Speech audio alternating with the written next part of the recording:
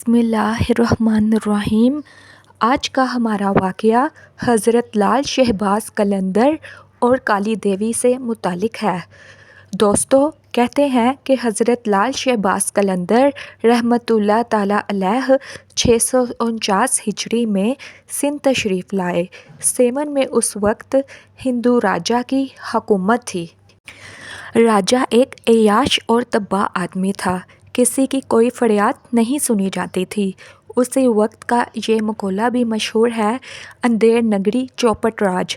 لوگوں کو بے بس اور لاچار دیکھ کر ایک مجذوب جس کا نام سکندر بوگلا تھا، وہ اکثر ایک نعرہ مستانہ لگایا کرتا تھا: میرا مرشد آنے والا ہے، ظلم کا زوال ہونے والا ہے۔ سکندر بوگلا سیوستان کی پہاڑیوں میں عبادت و ریاضت میں مشغول رہتے تھے۔ ایک دن بزرگ نے خواب میں آواز غیبی سنی کہ ایک مرد قلندر آ رہا ہے جو ظلمت کو نور میں تبدیل کر دے گا۔ پھر اکثر ان بزرگ کی زبان پر یہ ورد رہتا کہ میرا مرشد سائیں آ رہا ہے۔ اس نعرے کو سن کر شہر کے لوگوں کے دلوں سے دعا اٹھتی کہ خدا کرے کہ ہمارا نجات دہندہ جلد آ جائے اور ہمیں راجا کے ظلم سے بچا لے۔ اس شخص کی آواز میں ایسی کڑک تھی کہ راجا کے قلعے کی دیوار کو چیرتی ہوئی اندر آ جاتی۔ رات کے اندھیرے اور سناٹے میں یہ پرسوز آواز اہل قلعہ کی نیند اڑا دیتی تھی۔ شروع میں تو راجا اور قلعے کے لوگوں نے نعروں کو سن کر نظر انداز کر دیا۔ جب نعروں میں شدت آنے لگی تو وہ بھی بوکھلا اٹھے۔ فلک شگاف نعروں نے نہ جانے کیوں راجا کو نہ صرف مشتعل کیا بلکہ خوفزدہ بھی کر دیا تھا۔ بالآخر راجا کے سپاہی گئے اور اس شخص کو گرفتار کر کے راجا کے پاس لے آئے۔ راجا کے سامنے بھی سکندر بوگلا کی زبان پر یہی الفاظ تھے: میرا مرشد آنے والا ہے، ظلم کا زوال ہونے والا ہے۔ تو راجا غضبناک ہو گیا اور اس نے سکندر بوگلا کو قید کروا دیا، لیکن قید خانے میں بھی اس کے فلک شگاف نعرے بند نہ ہوئے۔ راجا رات بھر اذیت کی آگ میں جلتا رہتا۔ صبح ہوئی تو اس نے وزیروں کو طلب کیا۔ وزیروں نے کہا کہ اس شخص کی کھال ادھیری جائے، اپنے آپ ہی عقل ٹھکانے آ جائے گی۔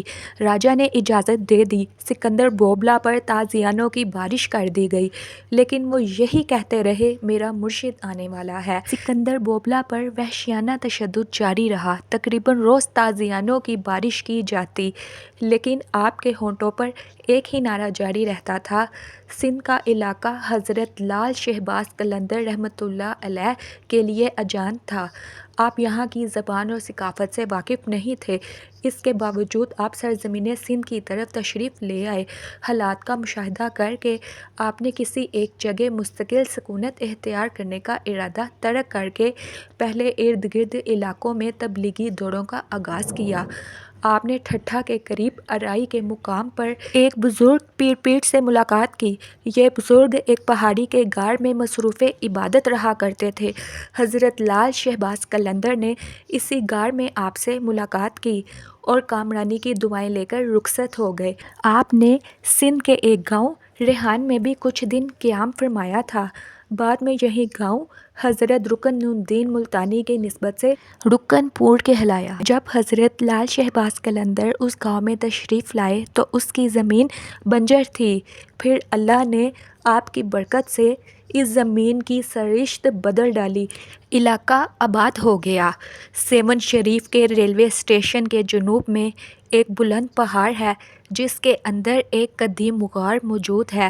روایت ہے کہ اس غار میں حضرت لال شہباز قلندر نے چلہ کشی کی تھی۔ سیون کے ریلوے اسٹیشن کے قریب آپ کے نام سے منسوب ایک لال باغ بھی موجود ہے۔ روایات کے مطابق اس باغ کے قریب ایک پہاڑی پر بھی آپ نے چلہ کشی کی تھی۔ مقامی لوگوں میں یہ روایت مشہور ہے کہ حضرت لال شہباز قلندر کی آمد سے قبل نہ یہ باغ تھا اور نہ یہ چشمہ تھا۔ لوگ اس مقام پر چشمے کی موجودگی کو شہباز قلندر کی کرامت سمجھتے ہیں۔ یہ چند نشانات جو تاریخ میں محفوظ رہ گئے ہیں، صاف بتاتے ہیں کہ آپ نے سندھ کے دور دراز علاقوں کے دورے کیے۔ اس دور کے سفر آج کی طرح باسہولت نہیں تھے۔ دین کی تبلیغ کے لیے ہمیں آپ کے عزم اور حوصلوں سے رہنمائی اور ترغیب لینی ہوگی۔ آپ کی بہت سی کرامات لوگوں میں مقبول ہیں۔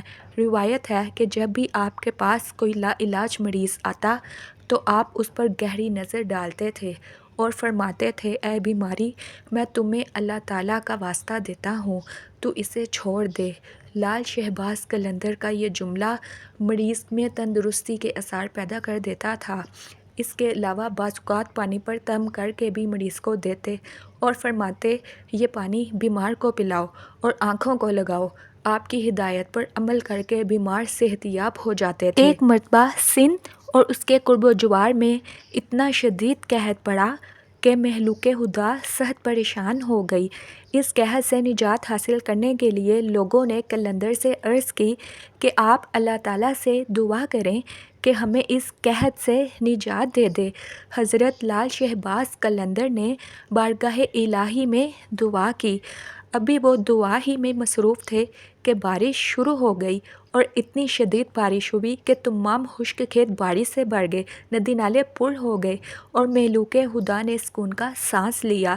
شدید مخالفتوں کے باوجود آپ نے سیون شریف میں رہ کر اسلام کا نور پھیلایا، ہزاروں لوگوں کو راہ ہدایت دکھائی اور بے شمار غیر مسلموں نے آپ کے ہاتھ پر اسلام کو قبول کیا۔ لال شہباز قلندر کی وجہ سے راجا کو اپنا اقتدار خطرے میں نظر آ رہا تھا۔ راجا چوپٹ کی نیندیں حرام ہو گئی تھیں۔ سیون میں ایک مسلمان درویش کی موجودگی اس کے لیے مستقل عذاب بن کے رہ گئی تھی۔ راجا نے کئی مرتبہ اپنی طاقتوں کا مظاہرہ کیا تھا مگر ہر بار اسے ناکامی کا منہ دیکھنا پڑا تھا۔ آخر حاکم سیون نے اپنے علاقے کے کچھ جادوگروں کو طلب کر کے ان سے مسلمان درویش سے مقابلہ کرنے کے لیے کہا، لیکن سیون کے ساحروں نے مقابلے سے پہلے ہی اپنی شکست تسلیم کر لی تھی کہ انہیں ہرانا ہمارے بس کی بات نہیں ہے۔ البتہ جادوگروں نے راجا کو مشورہ دیا کہ اگر کسی طرح مسلمان درویش کے شکم میں حرام غذا داخل کر دی جائے تو اس کی ساری روحانی قوت زائل ہو جائے گی اور پھر ہمارے جادو کی طاقت اس پر غالب آ جائے گی۔ راجا نے ایک روز کسی حرام جانور کا گوشت پکوایا اور کئی ہان سجا کر مسلمان درویش کی خدمت میں بیچ دیے۔ جب یہ ہان حضرت لال شہباز قلندر کی خدمت میں پیش ہوا تو کھانا دیکھتے ہی شیخ کا رنگ متغیر ہو گیا اور آپ نے یہ کہہ کر کھانے سے بڑا ہوا ہان الٹ دیا، ہمارا خیال تھا کہ وہ کافر اتنی نشانیاں دیکھنے کے باوجود بھی ایمان لے آئیں گے، مگر جس کی تقدیر میں ہلاکت و بربادی لکھی جا چکی ہو اسے اللہ کے سوا کوئی نہیں ٹال سکتا۔ مرشد کے اس عمل پر خدام پر لرزہ طاری ہو گیا۔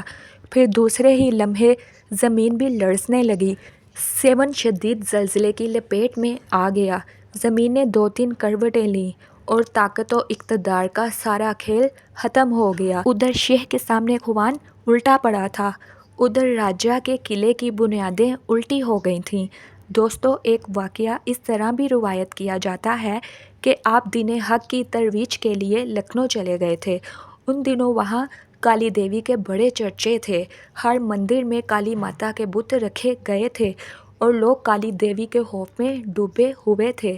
اسی دوران آپ ایک بستی میں پہنچے جہاں پر کالی دیوی کا مندر موجود تھا اور لوگوں میں یہ بات مشہور تھی کہ کالی دیوی ان دنوں غضبناک ہوئی ہے۔ جب آپ اس بستی میں تشریف لے گئے تو لوگوں نے آپ کو دیکھا تو کہنے لگے، ارے بابا جی، آپ جہاں سے آئے ہیں وہاں ہی واپس چلے جائیں، ہم خود پریشان ہیں، کالی دیوی آج کل بہت غضبناک ہے، وہ آپ کو بھی نقصان نہ پہنچا دے۔ حضرت لال شہباز قلندر نے فرمایا کہ مجھے اس کے پاس لے چلو، میں بھی تو دیکھوں کہ وہ کیسے غضب میں ہے۔ تو پہلے تو انہوں نے انکار کر دیا، لیکن پھر یہ کہا کہ آپ کو مندر کے باہر تک جانے کی اجازت دے دیتے ہیں۔ جب آپ کو مندر کے پاس پہنچایا گیا تو آپ نے مندر میں جا کر دیکھا کہ مندر کے اندر کالی دیوی کی مورتی ہے اور بہت سے پنڈت اس کے پیروں میں جھکے ہوئے ہیں اور اس سے معافیاں مانگ رہے ہیں، اور آپ کی نظر جب کالی دیوی پر پڑی تو اس کے اوپر ایک چھپکلی چڑھی ہوئی تھی۔ آپ نے بآواز بلند فرمایا، پہلے کالی کو بولو کہ اپنے اوپر سے اس چھپکلی کو تو ہٹا لے، پھر تمہیں معاف کرے۔ آپ کی آواز سن کر پنڈتوں نے سر اٹھائے تو خوف ان کے چہروں پر آیا تھا اور کہنے لگے، آپ کون ہو؟ اور کالی ماتا کو مزید غضبناک کیوں کر رہے ہو؟ آپ رحمت اللہ علیہ نے دوبارہ فرمایا، پہلے اس کالی کو بولو ذرا چھپکلی تو نیچے اتارے، پھر اپنا غضب دکھائے۔ تو کہنے لگے، یہ تو حرکت نہیں کر سکتی، یہ کیسے چھپکلی کو اتار سکتی ہے؟ آپ رحمت اللہ علیہ نے فرمایا، تو پھر تم کیوں اس سے ڈرتے ہو؟ اس اللہ سے ڈرو جو زمین و آسمان کا مالک ہے۔ آپ رحمت اللہ تعالیٰ علیہ نے فرمایا، میرا اللہ ہر چیز پر قادر ہے اور سب کچھ کر سکتا ہے، اور میرا اللہ چاہے تو اس پتھر کے بت کو پاش پاش کر دے۔